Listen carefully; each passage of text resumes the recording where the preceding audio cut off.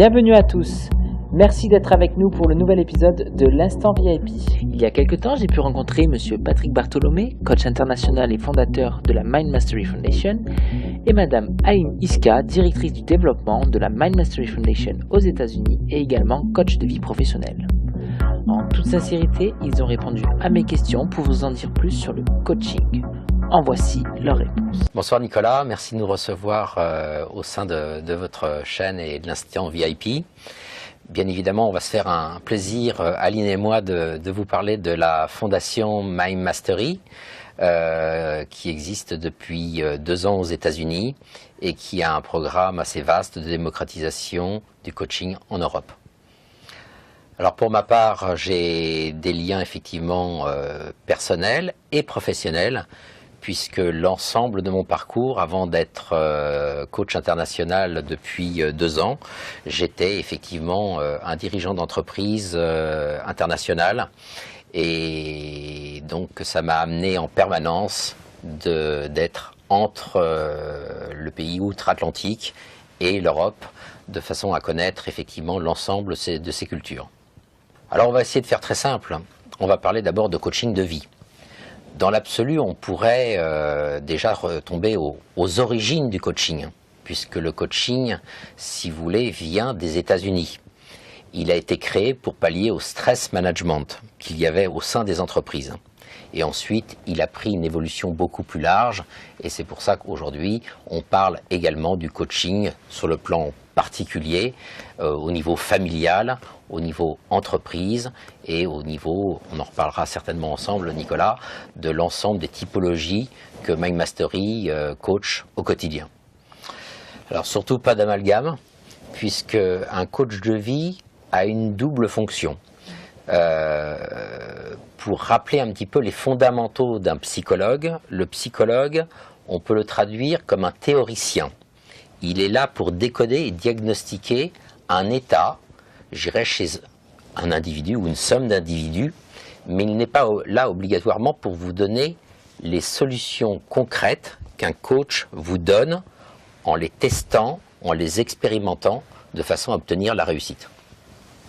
Alors justement, si on est venu à 2 sur votre plateau, Nicolas, c'est justement pour vous expliquer que notre choix fondamental a été d'avoir une double culture.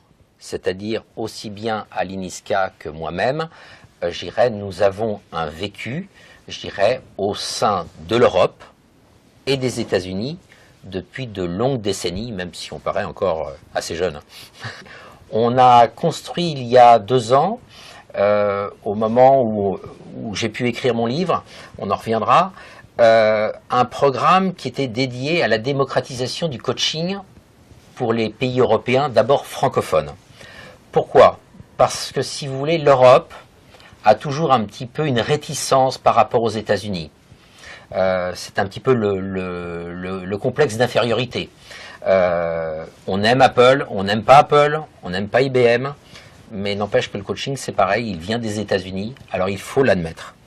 Et à partir de ce moment-là, les Européens ont toujours tendance à commencer à vouloir faire du coaching, avec cette fameuse boîte à outils, soi-disant miraculeuse, alors que dans la vie, il n'y a rien de miraculeux. C'est le travail et la compréhension.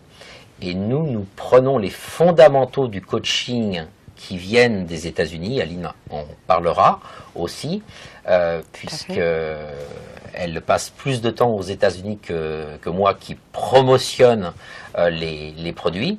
Et donc, bien évidemment, notre but est de faire en sorte de comprendre les sensibilités individuelles et communes qu'il peut y avoir effectivement dans la manière de coacher aux États-Unis et en Europe. Je laisse la parole à Aline.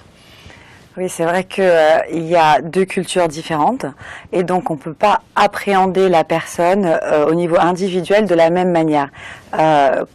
Un Européen qui aura vécu en Europe avec la culture européenne va pas réfléchir de la même manière et aborder les problèmes de la même manière qu'un Américain qui va avoir toute une autre problématique au niveau personnel et une manière différente de gérer les problèmes et d'apporter et de demander un support de manière différente. C'est vrai qu'ici, la culture fait que on demande de l'aide différemment et à différentes personnes. Par exemple, quand on voit dans les séries télévisées, chaque Américain, à chaque fois qu'ils ont un problème, vont appeler leur avocat. Ici, ça marche pas comme ça. En Europe, je veux dire, ça marche pas comme ça. Et le coaching aux États-Unis, c'est quelque chose qui est beaucoup plus développé, puisque comme l'a dit Patrick, ça vient des États-Unis. Donc, et il faut comprendre la double culture, la différence entre l'Europe et les États-Unis. Et une fois qu'on a compris ça et que moi j'habite ici depuis une quinzaine d'années, donc je suis maintenant américaine et je suis née en France. Donc j'ai vraiment la double nationalité, la double culture. Et au quotidien, comme je côtoie beaucoup d'Américains, je vois la différence et la différence dans les problématiques et la manière d'aborder les problèmes et les solutions. On peut s'improviser coach. Ce n'est pas parce qu'on suit un cursus professionnel ou un cursus de différentes natures, comme il peut exister. En Europe, malheureusement, les niveaux sont assez faibles. J'en parle à l'intérieur de mon livre aussi. C'est vrai que le coaching aux États-Unis, puisque c'est le berceau, a des formations beaucoup plus reconnues, beaucoup plus solides, beaucoup plus adaptées à partir du moment où on y met des ingrédients de psychologie liés au tempérament européen. Mais par contre, c'est pas parce qu'on a été formé qu'on peut être un bon praticien, si je puis dire, pour la bonne et simple raison que pour être coach, je dis des fois un petit peu en souriant c'était pratiquement un métier de vieux, je ne dis pas surtout pour Aline, mais tout simplement parce que si vous n'avez pas vécu les expériences de vie que vous devez résoudre avec vos clients, il vaut mieux s'abstenir. Voilà. Et ça, c'est ce que les Européens ne savent pas faire. La fondation My Mastery a pu, si je puis dire, décoller assez rapidement, puisque très modestement, j'étais le fondateur d'un groupe important de communication et de conseil. Donc, j'ai pu très tôt, dans ma typologie de clients, conseiller des dirigeants des chefs d'entreprise de multinationales, des artistes internationaux. Et en fin de carrière, on va dire les 5-6 dernières années, j'ai pu conseiller effectivement le monde politique français, avec toutes ses vicissitudes. Une anecdote positive. Alors positive, oui, parce que en réalité, j'ai participé à un séminaire qui a un peu transformé ma vie, qui est sur la pensée positive et qui m'a fait évoluer personnellement. Comme l'a dit Patrick, avant d'être coach, on a besoin de faire un travail personnel sur nous pour pouvoir après se servir de notre propre expérience et d'aider les clients qu'on pourrait avoir. Donc positive, oui, parce que j'ai beaucoup de clients qui viennent et qui sont dans un état d'esprit un petit peu down, comme on dit. Et après avoir travaillé avec eux, les retours que j'ai sont souvent merci, ça m'a fait du bien de parler avec toi et d'avoir cette séance parce que maintenant je vois plus les choses de la même manière, ça leur fait changer leur perspective. Récemment, j'ai parlé avec un client qui était justement dans une situation de séparation assez difficile et il y a beaucoup de ressentiment et ce que moi j'essaye de faire avec les clients, c'est justement de calmer la situation et de les laisser dégager toutes leurs émotions négatives pour justement pouvoir travailler sur eux et aller de l'avant et prendre des actions qui sont positives. Et ce qui fait plaisir, c'est quand les clients reviennent et disent j'avais tellement de haine et tellement de ressentiment par rapport à la situation, etc.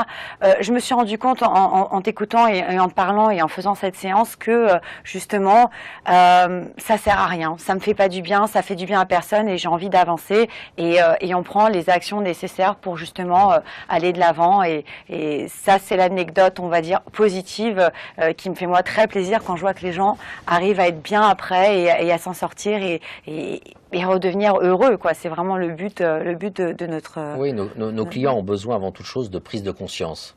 Mais c'est vrai qu'on se retrouve aussi en termes d'anecdotes, puisque Nicolas, vous me posiez cette question, on se retrouve en situation d'anecdote, je dirais, assez extrême. C'est-à-dire que moi j'ai pu coacher l'année dernière une star mondiale qui avait des problèmes d'addiction, qui se sont avérés des problèmes d'addiction momentanés. mais qui avait des impacts énormes sur la pratique de son métier face à son public. Et effectivement, j'ai aussi, parce qu'il faut l'avouer, on progresse avec nos clients, et j'ai pu effectivement endiguer ce phénomène-là, tout en tenant compte de l'entourage familial, parce que dans certains cas, on ne fait pas tout seul, on se sert bien évidemment de l'entourage de nos clients, de façon à harmoniser un état meilleur, et ce qui devient ensuite un état positif. J'invite à vos auditeurs à se procurer mon livre L'agent de la provocation, qui est en vente sur Amazon ou sur notre site web, tout simplement parce que nous avons deux typologies de célébrités. Nous avons bien évidemment avec certaines célébrités des contrats où par rapport à leurs problématiques, bien évidemment la discrétion s'impose. C'est une question d'image, puisqu'ils ont une image internationale, donc il ne faut pas qu'elle soit, ou le moins possible, bien évidemment, dégradée par rapport à des événements qui sont des fois extrêmement sensibles. Quand je parlais du monde politique, c'est pratiquement la même chose. Beaucoup de choses se font en coulisses, en termes de conseils et d'orientation. Ensuite, sur la partie professionnelle, j'aurais tendance à vous dire que c'est pratiquement la même chose, dans le sens où, si vous voulez, tous les chefs d'entreprise, par typologie de métier, réfléchissent à la même chose, mais pas au même moment. C'est une question de priorisation au niveau des directions générales. Mais néanmoins, ils sont là pour, je dirais, augmenter la capacité de leur entreprise sur différents segments. Et c'est bien, et c'est vrai qu'on intervient par rapport à des domaines de connaissances aussi reconnus par le passé, adjoints bien évidemment au caractère, aux multiples caractères des dirigeants avec lesquels nous travaillons. Par définition, le client, puisque dans notre domaine d'activité ça s'appelle un client, a des problématiques de vie, aussi bien un dirigeant d'entreprise, il ne faut pas oublier qu'il a une vie privée. Le commun des mortels, puisque notre programme de démocratisation en Europe, c'est de rendre le coaching accessible à tous. Non pas au niveau des célébrités, des dirigeants d'entreprise, mais du commun des mortels. Parce que le commun des mortels a vraiment des vicissitudes quotidiennes, lui aussi se sépare, lui aussi perd son job. Peu importe la fonction. Ouais. Oui, absolument. Et ça, c'est un programme que nous avons mis en place dès le début, une volonté, c'est pour ça que c'est une fondation.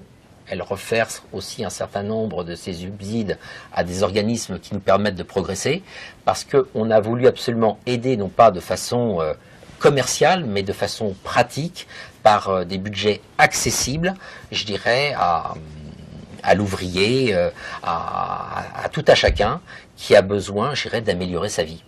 Je crois tout le monde a besoin d'être coaché, tout le monde a besoin d'un support à un moment donné, et certaines personnes le reconnaissent, certaines personnes ne veulent pas le reconnaître, et puis c'est pas évident aussi de demander de l'aide.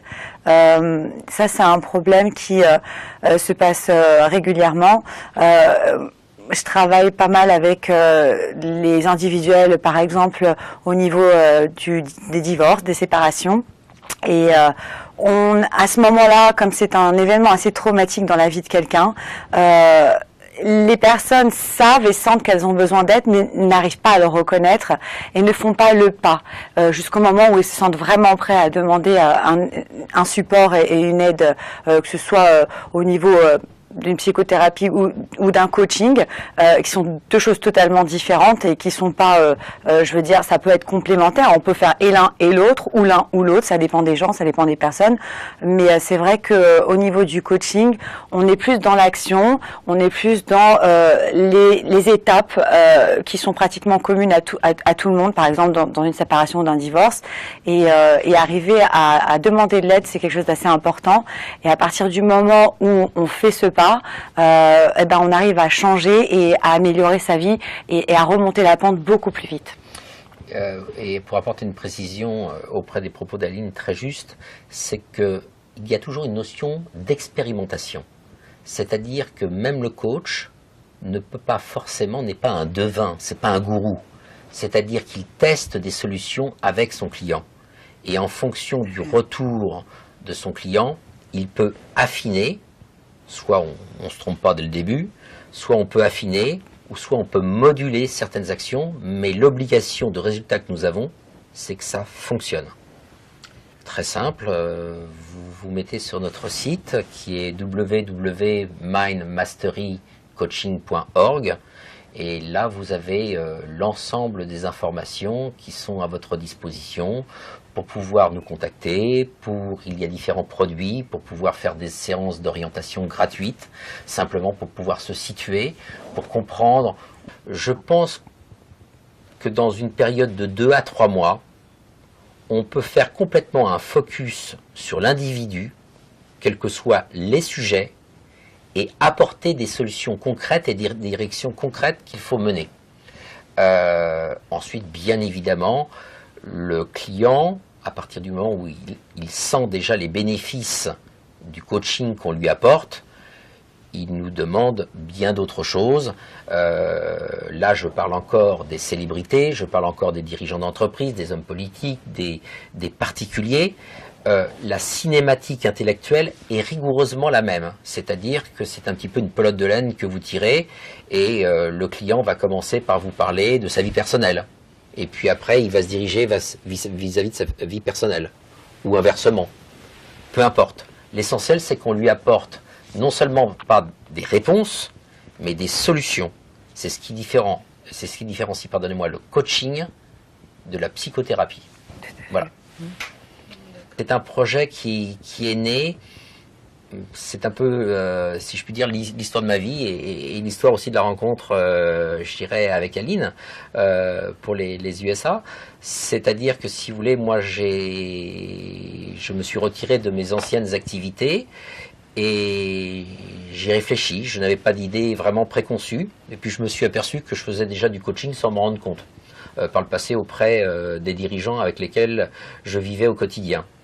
Et puis j'ai pu rencontrer ici, je dirais aux États-Unis, à Miami particulièrement, des coachs célèbres comme J.B. Clossinger, qui sont spécialisés dans certains domaines. J'ai pu rencontrer des rockstars comme Matt Kramer qui se sont après reconvertis dans le coaching vocal. Et ces gens-là m'ont dit, mais Patrick, avec le nombre de personnes que tu as pu accompagner dans tes différentes activités, écris ton livre. Donc j'ai commencé par l'exercice premier qui était de faire une introspection supplémentaire, même si, comme je l'explique dans le livre, j'ai déjà beaucoup travaillé sur moi par le passé avec des professionnels. Et en fait, j'ai fait un livre qui s'appelle L'agent de la provocation positive, bien sûr, qui est en vente sur Amazon et sur notre site web, comme je vous le disais tout à l'heure, et qui retrace ma vie et mes rencontres, je dirais, jusqu'à maintenant, et l'histoire de Mind Mastery, comme vous posiez la question, Nicolas. Et donc, j'ai voulu absolument que cette entreprise ne soit pas une entreprise brute de forme, si vous me permettez l'expression, mais que ça soit une fondation et qu'elle ait des programmes sociaux et que vraiment le coaching se démocratise vraiment encore de façon plus intensive aux États-Unis et de façon radicale en Europe.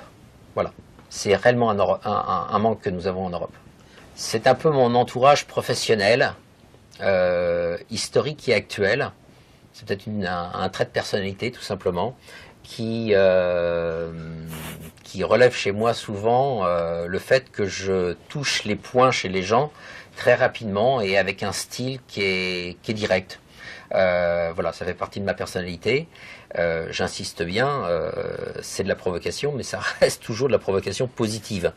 Alors, il n'est pas aisé non plus pour les individus d'accepter certaines réalités dans le monde dans lequel on vit, personnel, professionnel, mais néanmoins...